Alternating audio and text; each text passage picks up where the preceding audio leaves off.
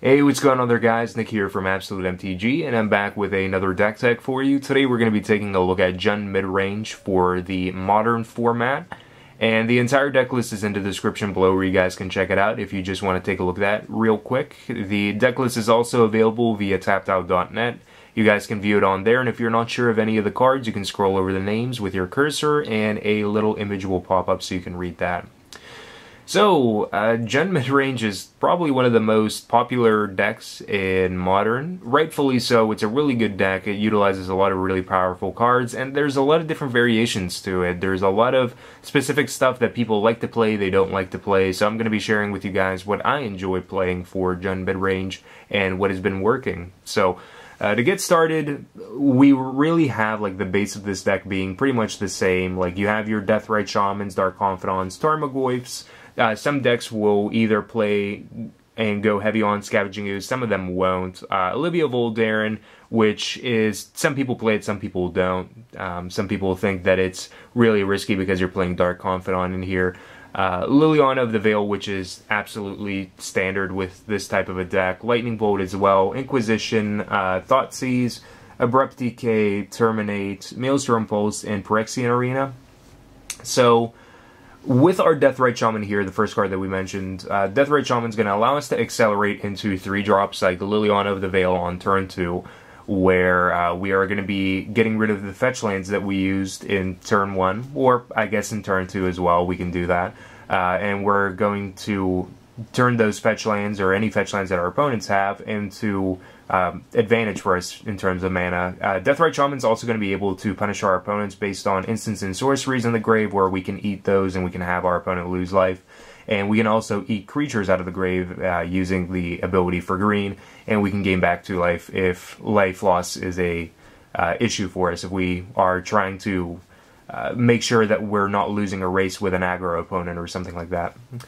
We do have a playset of Dark Confidant, so Bob is one of our favorite cards in here. At the beginning of our upkeep, we reveal the top card of our library, put it into our hand, and lose life equal to the converted mana cost, which usually isn't going to be very much. Usually it's like 1 or 2 based on like the cards that we have in the card choice and the card choice with the converted mana costs that we have.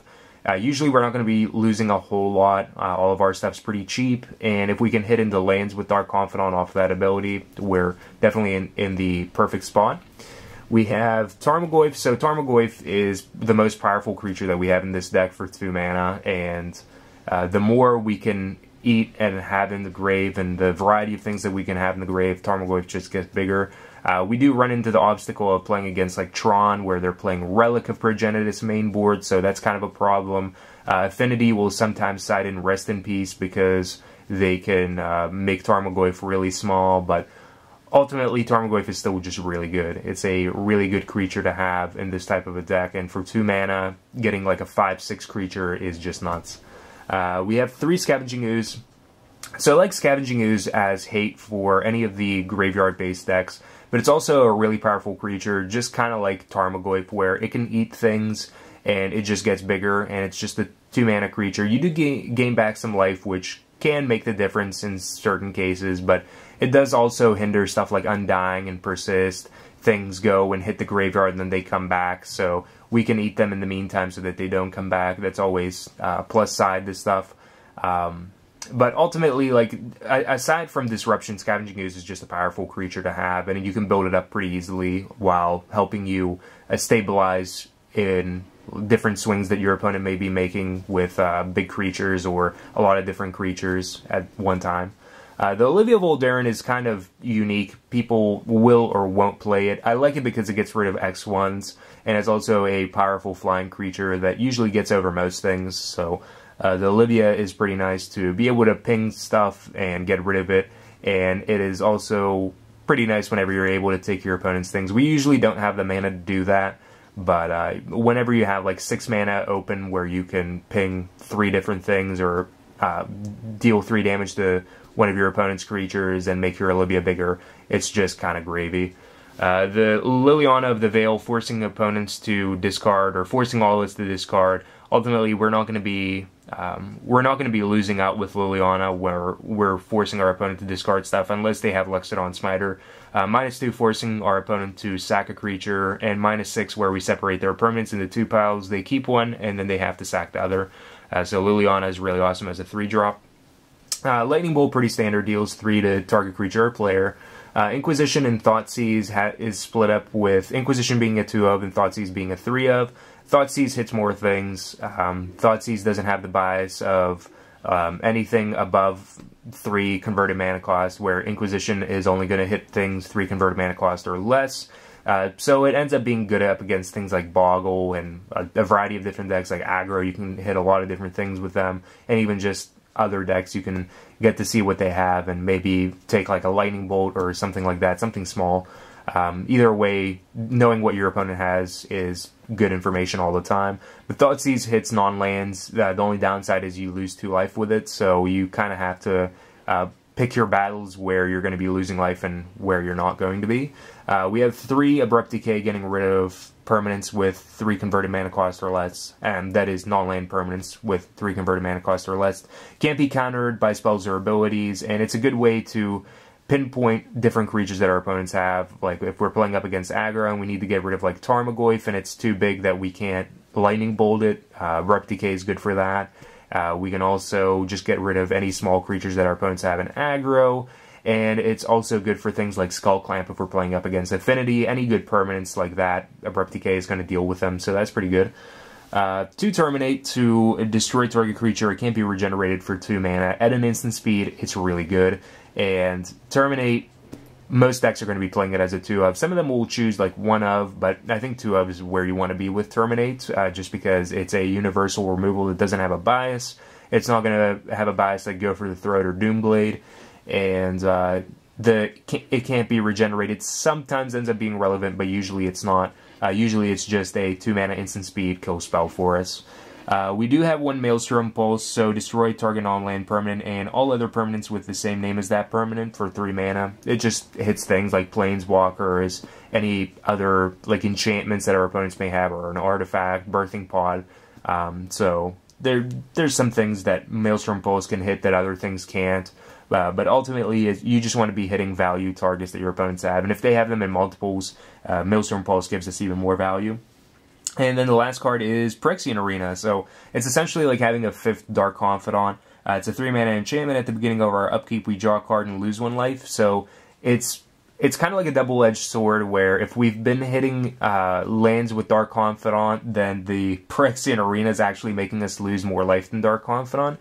However, if we've been hitting like a lot of 2-drops and 3-drops with Dark Confidant, then our Phyrexian Arena is going to end up being more cost efficient in terms of life that we've lost for it. So Phyrexian Arena, essentially a 5th Dark Confidant, 3 mana. It doesn't die to creature removal, which is good. It still can be like Abrupt Decay and that, any like enchantment hate that our opponent may have. However, it's still really good just being able to draw more cards, and it's not going to die to like mass removal, damnation, Day of Judgment, anything like that, Pyroclasm even. So Phyrexian Arena is awesome for that. For our mana base, I have 4 Verdant Catacombs, 3 Marsh Flats, and 1 Misty Rainforest. The 1 Misty Rainforest just so we have another source of fetching up a forest, just because sometimes you want to have more forests for Scavenging Ooze, and sometimes you don't want to take the life loss out of a Shockland, so you can just go and search for a forest. We have 2 Overgrown Tomb, 1 Blood Crypt, and 1 Stomping Ground for our Shocklands. We have 4 Blackcleave Cliffs for our quick lands. They are just going to come in untapped as long as we don't control more than 2 other lands. So it's an easy way to start off with doing things like going turn 1 Blackcleave Cliffs and Deathrite Shaman, or like Lightning Bolt, or even Thoughtseize if we know our opponent's playing like something combo that or another. 3 Raging Ravine and 2 Treetop Village, not Clifftop Retreat. 3 Raging Ravine, 2 Treetop Village for our manlands. The Treetop Village being a 3/3 for 2 mana. Raging Ravine perpetually getting bigger for 4 mana. 4 mana becomes a 3/3. Whenever it attacks, it gets a +1/+1, so it ends up getting bigger and bigger from that point on. Then for our basics, I have 1 mountain, 1 forest, and 1 swamp. And for the sideboard, I have it separate here, just because I couldn't fit it on the table, so I'm going to have to do a little walkthrough by hand on what I'm playing in the sideboard. So I have 3 Rakdos Charm in the sideboard. This is for Affinity, it's also for Graveyard Hate for decks like Living End, and it's also good for the Splinter Twin combos like USA, Splinter Twin, and whatnot. So with Splinter Twin, we're going to use the mode where each creature deals 1 damage to its controller. If our opponent's just trying to extend and deal a whole lot of damage, make a whole lot of dudes in 1 turn. We can exile graveyards, which is good up against Living End whenever they go to exile their grave and then bring it back and do all their shenanigans and whatnot. Or we can destroy artifacts with it, which is good for the affinity matchup. So it doesn't have a bias against creatures, so we can hit their equipment as well. Grafdigger's Cage is a 2-of, so Grafdigger's Cage is basically for pod. It doesn't allow them to use their Court of Calling, and it's also not going to allow them to have like Persist or Undying going off, so Grafdigger's Cage is awesome for that, and we don't want our opponent to be getting any like raw advantage from the cards that they're cycling around. 1 Thoughtseize for the decks like Control, anything combo based where we want to disrupt them. Thoughtseize is good for that. I also have Obstinate Baloth as a 3-of, so Obstinate Baloth is up against the mirror match, so against Jund, sometimes people won't side out Liliana of the Veil, but sometimes they do. It's kind of like a risky situation because she's a really good card because we only play so many valuable cards.